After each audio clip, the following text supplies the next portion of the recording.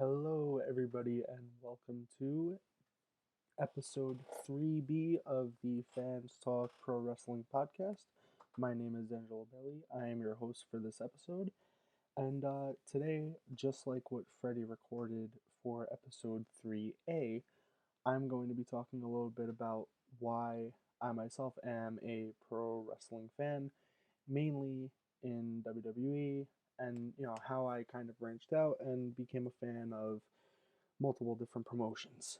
Um, so let's get to it. Um, One question that I'm asked a lot is, why are you a pro wrestling fan, mainly in the WWE? Just a few points. One, uh, there are fun storylines most of the time. I know that we get a few um, non-entertaining ones, ones that are meant just to fill a void, to waste time because there's nothing else to do with certain stars. Um, but a lot of the storylines that WWE and Vince have produced um, are very entertaining and were really good for business.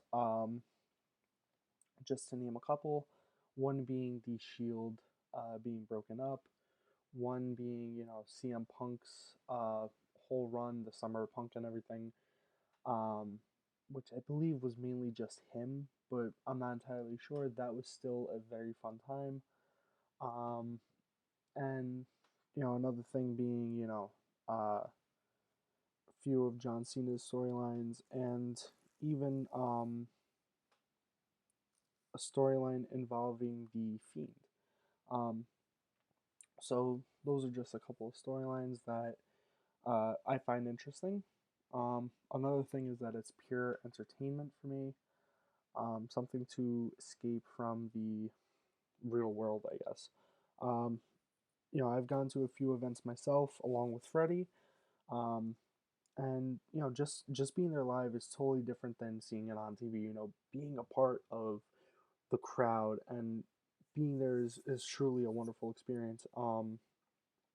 You know, the things that fans chant, joining in on that's really fun. But when it gets down to it, being there to watch wrestlers work magic, that's oh man, there's nothing better than seeing it live. And with your own eyes. I mean, yes, TV is fun, but being there, you could totally be number one fan of whoever. It's definitely an incredible experience. I'll get to a few events that I've been to later on in this episode. Um, but yeah, that's it for pure entertainment and fun storylines. Another thing is, the whole part of mainly WWE. WWE is a household name, really. That's something when people think of wrestling, that's the first thing that they think about is WWE. They don't think, oh, Ring of Honor or New Japan or even I don't even think AEW right now. A lot of fans think about as a pillar. I think everybody thinks about WWE. So that's why I'm a really those three things right there are what makes me a wrestling fan. Um, Last but not least, a final point. Unlike most sports now, and it's a really dirty discussion. Um, I don't want to get too much into it, but unlike a lot of sports nowadays, wrestling does not involve politics. That's just a touchy subject for me personally.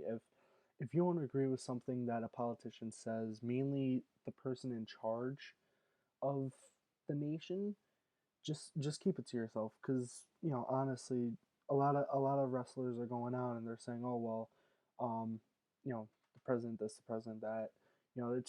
It's just don't put yourself in a place where honestly you don't belong.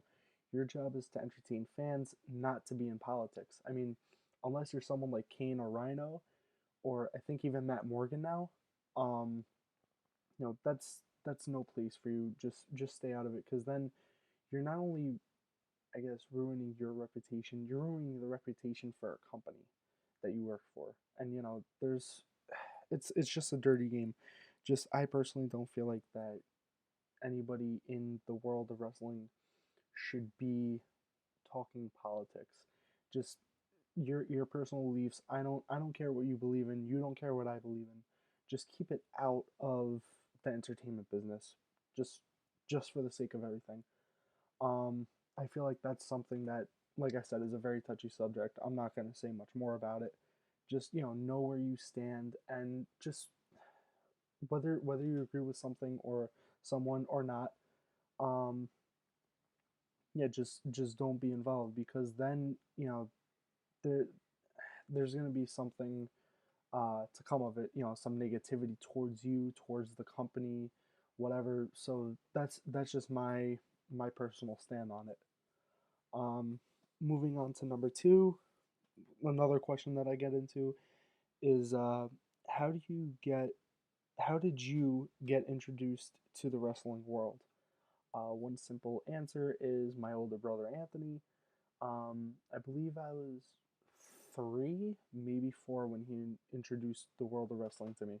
I mean, growing up, it was around 2004, 2005, like late 2004, 2005. Um, my brother introduced me to Monday Night Raw and Friday Night SmackDown. I believe around that time it might have been Tuesday or Thursday. I'm not entirely sure. I don't remember because it was such a long time ago. But yeah, my brother introduced it to me, and he, when I was a kid, we used to wrestle. Like, he used to hit me with a pedigree, or I would dive off the couch and just do like a high cross body on top of him, whatever. So growing up, it was definitely something fun, because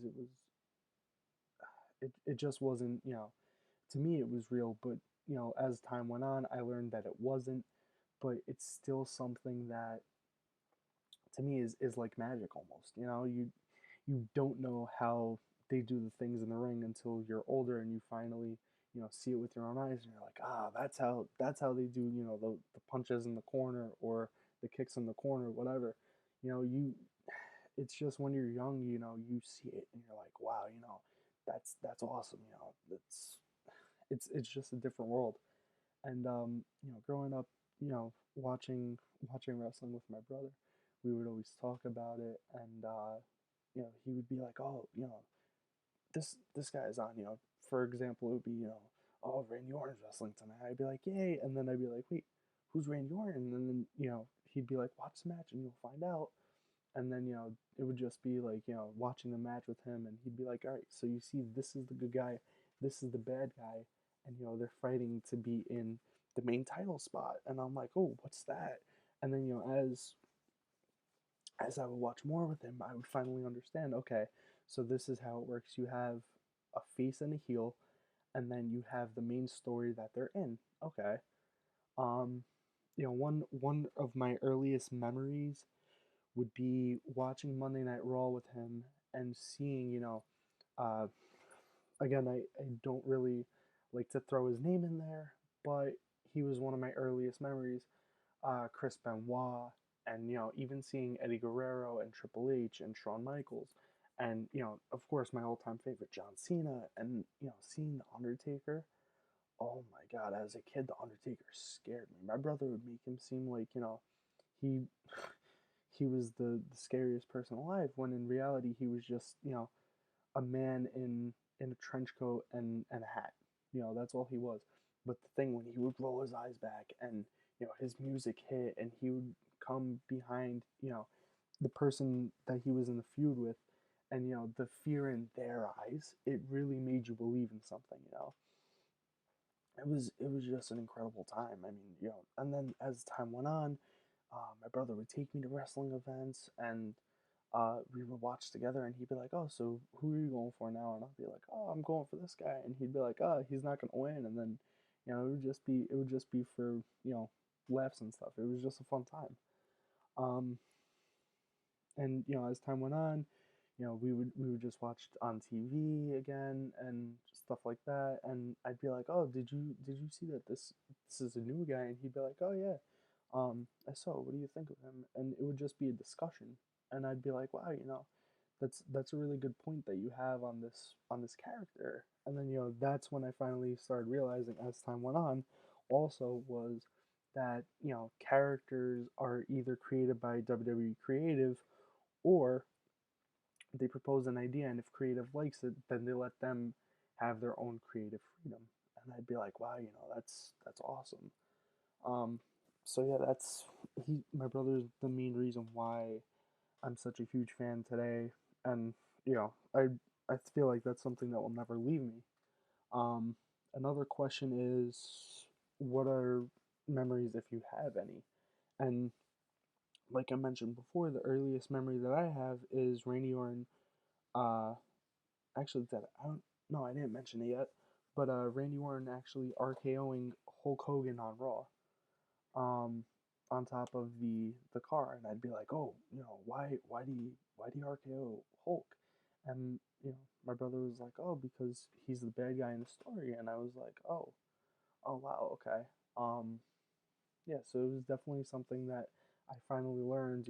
This is a face, this is a heel, and yeah, it was just I was like, wow, as a young fan, I feel like the more that you see, um, the more I think that you believe in the work from the character, and it makes you either hate them or love them more. So that's why I feel like that's one memory that stuck with me, is because I finally learned that night that what a true face was and what a true heel was. A couple other memories that I have, one being, I mean, Freddie mentioned it last episode, was how me and him have gone to various pay per views, and one of them definitely being WrestleMania 35. That was just, oh my god, that was just a night to remember. And the goosebumps that came, it was like, oh wow, that was my very first WrestleMania, and I was like, there's really no way to describe it unless you were there. Um, it was just even though the card was pretty long, it was definitely worth the trip. And I mean, being there with one of my best friends and Freddie, and my older brother and one of his friends even, um, it was just a fun night. Being around the other fans, and being with a friend and family. That it was just a night to remember. I mean, seeing John Cena come back out during Elias's performance, as Babe, as a recording of Babe Ruth, and then hearing the Doctor of Thugonomics, his Doctor of Thugonomics entrance theme.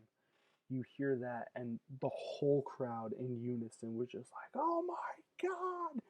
Everybody was freaking out, and we were like, "Oh, this is incredible." And he came, and he was just spinning, 2000, 2004, 2005 Cena. He went back to his to his Doctor Thugonomics gimmick for that night, and I was like, that was a truly incredible way to bring him back for a WrestleMania moment. That's one moment that's gonna stick with me forever. Um, the whole night was amazing, like I just said, but there's really no way to describe it other than that. Other events that I've gone to, I've been to, I believe it's two SummerSlams. I've gone to a few Raws. I've gone to a few SmackDowns. Live events here in New York, of course, as many as I could have gone to at least. I've gone to Money in the Bank 2019 with Freddie in Hartford, Connecticut. That was that was a trip and a half from where we live. The on the ride there, we would blast music, and even singing some lyrics, and you know getting there, and then actually waiting online, and you see people wearing a Ric Flair robe, doing the woo, seeing someone dressed as Bret Hart, carrying the Eagle Wing Championship, and it's just like, wow, you know that you're on pay per view. There's definitely serious wrestling fans out there, and it's like, we, as much as we love wrestling, I don't think it will ever get any higher than those fans that actually dress the part. Um, but it was a fun time. One match that I think that we thoroughly enjoyed was AJ Styles versus Seth Rollins for the Universal title. Um, that match was just pure wrestling, and the whole night was another fun pay per view night. But that match, I think, for me anyway, was match of the night. Of course, you had Becky Lynch. At the time, because it was after WrestleMania, so she was Becky two belts, and she defended both titles, the Raw Women's Championship against Lacey Evans, which she successfully defended, and then right after that match was her versus Charlotte for the SmackDown Women's Championship, which unfortunately she lost due to Lacey Evans giving her the women's right. And when Charlotte won, everybody, almost everybody, was booing her. And, everybody was chanting, "We want Bailey." And being part of that, oh my God, it was just, I think like a minute and a half, 2 minutes of everybody chanting, "We want Bailey," because she had just won the Money in the Bank contract that night. And after like a minute and a half, 2 minutes of chanting, she ran down to the ring. She took out Lacey, and then she took out Charlotte, and then she took out Lacey again, and she cashed in, and she wound up winning the title from Charlotte, and the whole crowd just absolutely marked out, and it was um one of the best moments of that night as well.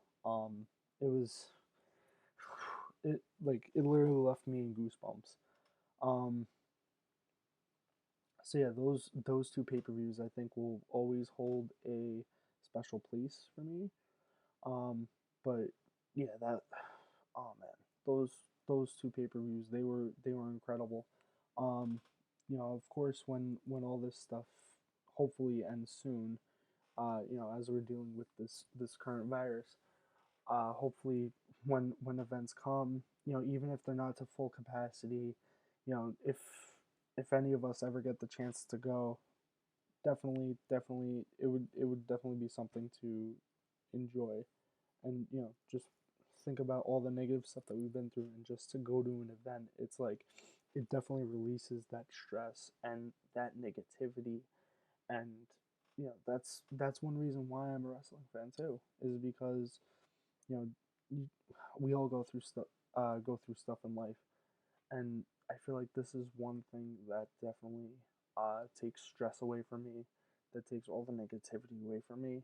I mean, another question that I get is, do you ever get picked on for being a wrestling fan? And I mean, me and Freddie talked about it. I think it was last episode, if I remember, and I was like, yeah, of course, everybody, in high school or whatever, oh, that's not cool, whatever, but to be honest, it's the same thing as saying, "Oh well, how come you're a fan of a show, a certain show, like I'll pick one out, Game of Thrones. How come you're a fan of that if you know that it's fake?"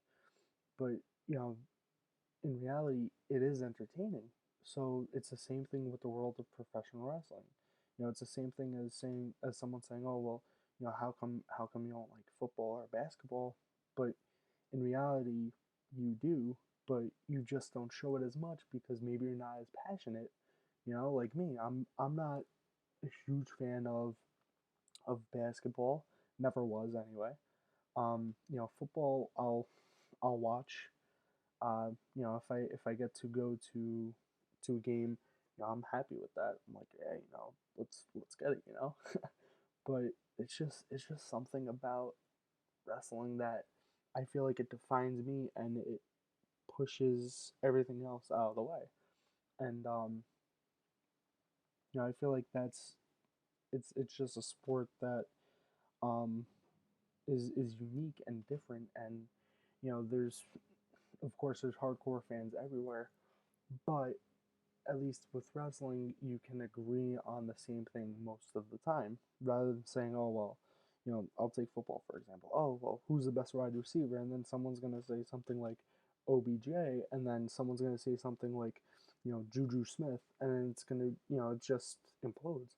But if you say who's truly the best tag team, there are arguments that you can truly create, and that's one thing that I like about wrestling, is because you know, even if you don't agree 100% on something or don't agree with anything at all, you can, find a way to kind of, I guess you would say, partially agree with it and, justify your answer, which is totally fun because, with wrestling, I feel like there is no right or wrong answer to anything, so that's it's just something different. It's something, you know, I find fun and interesting, while a lot of other people, might find it stupid. But that's me, and I feel like that's who I always will be, is someone who loves professional wrestling.